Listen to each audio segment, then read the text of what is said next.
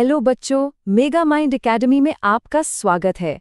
आज हम citizenship chapter को बिल्कुल इजी और इंटरेस्टिंग तरीके से समझेंगे। कभी सोचा है कि आपको वोट देने का अधिकार क्यों है, लेकिन इंडिया में ट्रैवल कर रहे किसी टूरिस्ट को नहीं? ये सब जुड़ा है एक बहुत ही पावरफुल कॉन्सेप्ट से, सिटीजनशिप। तो चलिए आज इस चैप्टर को आसान बनाते हैं। आज हम क्या क्या कवर करने वाले हैं, एक नज़र डालते हैं। सबसे पहले हम समझेंगे कि आखिर ये सिटीजन होने का मतलब क्या है। फिर हम देखेंगे कि हमारा संविधान इस बारे में क्या कहता है। उसके बाद हम नागरिकता पाने और खोने के तरीकों को जानेंगे। और आखिर में सीधा फोकस करेंगे उन पॉइंट्स पर जो आपके एग्जाम्स के लिए सबसे ज़रूरी हैं। तो रेडी हैं? Let's begin.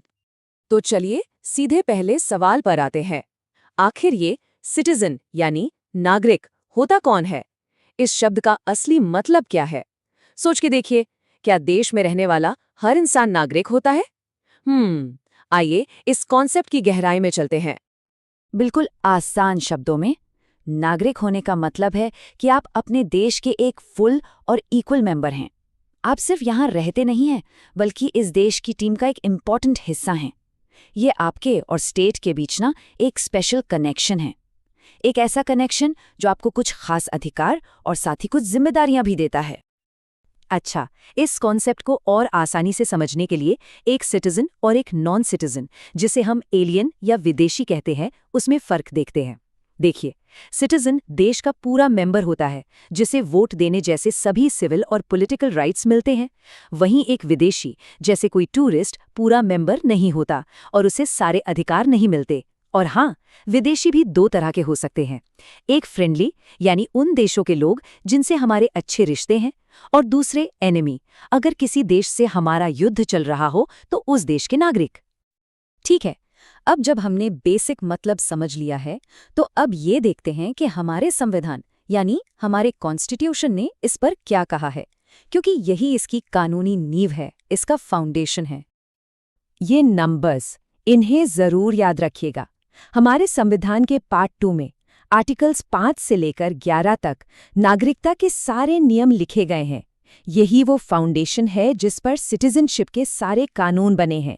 मैं रिपीट कर रही हूँ, पार्ट 2, आर्टिकल्स 5 से 11। ये एग्जाम में सीधा पूछा जाता है। अच्छा, इंडिया का अप्रोच इस मामले में काफी यूनिक है। हम सिंगल सिटीजनशिप फॉलो करते हैं। पता है इसका क्या मतलब है? इसका मतलब है कि आप चाहे किसी भी स्टेट में पैदा हुए हों, ये रहते हों, पंजाब, केरला, बंगाल, कहीं भी, आप सिर्फ और सिर्फ भारत के नागरिक हैं।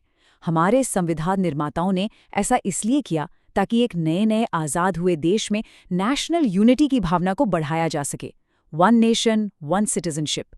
इसे और बेहतर समझने के लिए आइए इसका कंपैरिजन यूएसए जैसे देशों से करते हैं।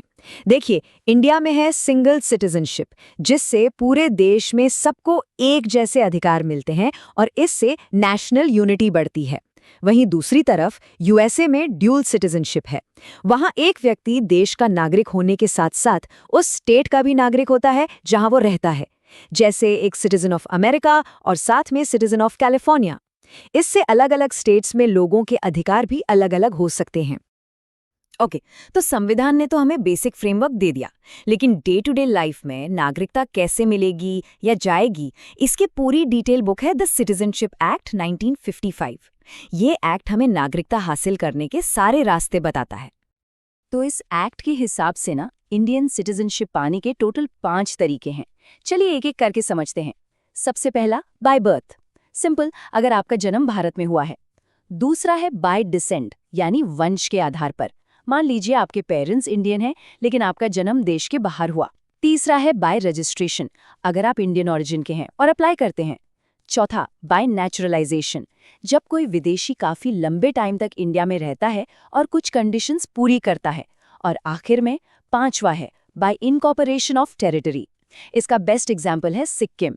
जब कोई नया एरिया इंडिया का हिस्सा बनता है तो वहां के लोग ऑटोमेटिकली इंडियन सिटीजन्स बन जाते हैं। तो एक सवाल उठता है, अगर नागरिकता पाई जा सकती है तो क्या ये खोई भी जा सकती है? आपको क्या लगता है? बिल्कुल, आइए अब इसके बारे में जानते हैं। जैसे नागरिकता पाने के तरीके हैं, ठीक वैसे ही उसे खोने के भी साफ नियम हैं। आइए देखते हैं कि आखिर किन हालात में एक व्यक्ति की भारतीय नागरिकता समाप्त हो सकती है। नागरिकता खोने के 3 मेन तरीके हैं। पहला है रिनाउंसिएशन, यानी आप खुद अपनी मर्जी से अपनी नागरिकता छोड़ देते हैं। दूसरा है टर्मिनेशन, यानी बर्खास्तगी। अगर आप किसी और देश की नागरिकता ले लेते हैं तो इंडियन सिटीजनशिप ऑटोमैटिकली खत्म हो जाती है। क्यों, याद है ना, सिंगल सिटीजनशिप। और तीसरा है डेप्रिवेशन, जिसमें सरकार आपकी नागरिकता छीन सकती है। ऐसा तब होता है जब आपने फ्रॉड किया हो, संविधान की बेइज्जती की हो या देश के साथ गद्दारी की हो। अब आते हैं उस सेक्शन पर जिसका आप सबको इंतजार था। एग्जाम के पॉइंट ऑफ व्यू से क्या है सबसे इम्पोर्टेंट? पेन और पेपर तैयार रखिए, क्योंकि यहाँ से डायरेक्ट सवाल बनते हैं। ये पॉइंट आपसे एग्जाम में बार बार पूछा जाएगा। कुछ ऐसे स्पेशल अधिकार हैं जो सिर्फ और सिर्फ इंडियन सिटीजन्स का प्रिविलेज हैं, जैसे आर्टिकल 15 के तहत भेदभाव से सुरक्षा, आर्टिकल 16 से सरकारी नौकरियों में बराबरी और आर्टिकल 19 से बोलने की आज़ादी। इसके अलावा देश में वोट डालने का अधिकार और प्रेसिडेंट या प्राइम मिनिस्टर जैसे बड़े पदों पर बैठने का हक, ये सब भी सिर्फ सिटीजन्स के पास हैं। देखिए, समय के साथ नागरिकता के कानून में ज़रूरी बदलाव भी हुए हैं। 3 मुख्य अमेंडमेंट्स हैं जो याद रखने लायक हैं। 1986 में जन्म से नागरिकता पाने के नियम सख्त किए गए ताकि इसका गलत इस्तेमाल ना हो। फिर 2003 में OCI यानी ओवरसीज सिटीजनशिप ऑफ इंडिया का कॉन्सेप्ट लाया गया ताकि विदेशों में दसे इंडियन ओरिजिन के लोगों से रिश्ता बना रहे। और हाँ, 2019 में आया बहुचर्चित सिटीजनशिप अमेंडमेंट एक्ट या CAA। तो ये CAA 2019 आखिर है क्या? ये कानून अफगानिस्तान, बांग्लादेश और पाकिस्तान से आए हुए कुछ चुने हुए धार्मिक अल्पसंख्यकों जो 31 दिसंबर 2014 या उससे पहले भारत आ गए थे, उन्हें नागरिकता पाने का एक तेज रास्ता देता है। तो चलिए एक सुपरफास्ट रिवीजन करते हैं। मेन पॉइंट्स क्या हैं? इसका कॉन्स्टिट्यूशनल बेसिस क्या है? पार्ट 2, आर्टिकल्स 5 से 11।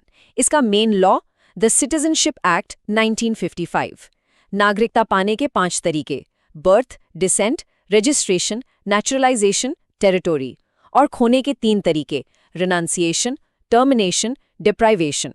और सबसे इंपॉर्टेंट कोर कॉन्सेप्ट, इंडिया में है सिंगल सिटीजनशिप, डुअल नहीं। बस इतना याद रखा तो ये चैप्टर डन है।